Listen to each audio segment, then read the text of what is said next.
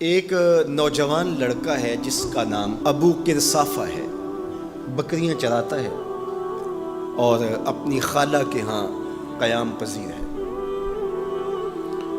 تو ایک دن اس نے حضور کو دیکھ لیا اور خوش قسمتی کہ حضور نے بھی اسے دیکھ لیا۔ تیری پہلی نظر کا وار توبہ، دل اب تک دعائیں دے رہا ہے۔ تو اب اس کو سب بکریاں بھول گئیں، وہ بکریاں لاتا ہے اور چراگاہ میں چھوڑتا ہے اور آ کے حضور کی مجلس میں بیٹھ جاتا ہے۔ ایک دن خالہ کو پتہ چل گیا کہ یہ تو سارا دن وہاں بیٹھا رہتا ہے، تو اس نے سختی سے منع کر دیا کہ تم وہاں نہیں جاؤ گے۔ اب ایک دن تو کاٹا، 2 دن کاٹے، لیکن برداشت نہیں ہوتا۔ آ کے اپنی ماں کو اور خالہ کو بٹھا کے ابو قرصافہ کہنے لگے، نوجوان لڑکا ہے، کہ میں تمہاری بات مان لیتا ہوں، نہیں جاؤں گا، لیکن ایک بات تم میری مان لو۔ انہوں نے کہا کیا؟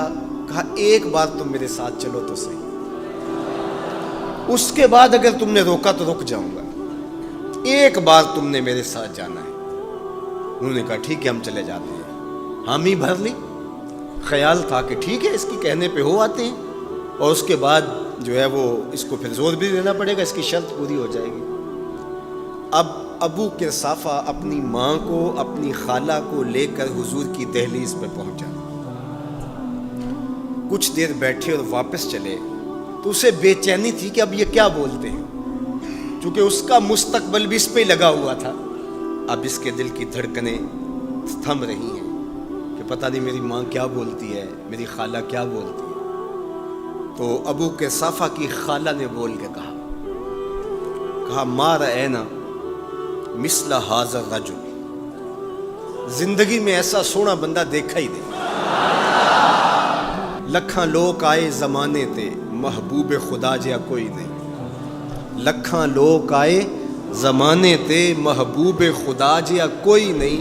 لکھاں سونے بن بن بہندے نے، او دی خاک پا جیا کوئی نہیں، او دی خاک پا جیا۔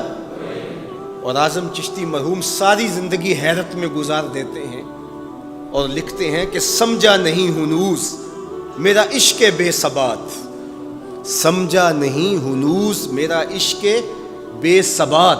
تو کائنات حسن ہے یا حسن کائنات؟ تو کائنات حسن ہے یا حسن کائنات؟ احسن وجہن، ابو قرصافہ کتنا سونا چہرہ تھا، کتنا سونا چہرہ تھا۔ ولا انقا ثوبن، اور جتنے سونے کپڑے تھے اتنے سونے کپڑے بھی کسی کو پہنے ہوئے نہیں دیکھا۔ اور تیسری بات فرمایا ولا الین کلامن، جتنی میٹھی باتیں کرتا تھا، شہد ٹپکتا تھا اس کے لہجے سے۔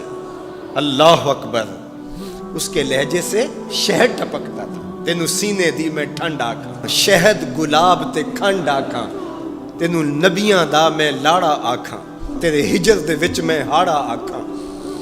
تو کہا ابو قرصافہ آج کے بعد ہم تجھے نہیں روکیں گے، سویرے آیا کر، شام آیا کر، دوپہر آیا کر، تو جی بھر کے محمد کے چہرے کو دیکھا۔ اللہ اکبر، کہا کہ اتنا سونا کلام کرنے والا بھی میں نے آج تک نہیں دیکھا۔ پھر کہا ابو قرصافہ کیا کہوں، لگتا تھا اس کے چہرے میں سورج گھوم رہا ہے، ایسا حسین تھا، ایسا سونا تھا۔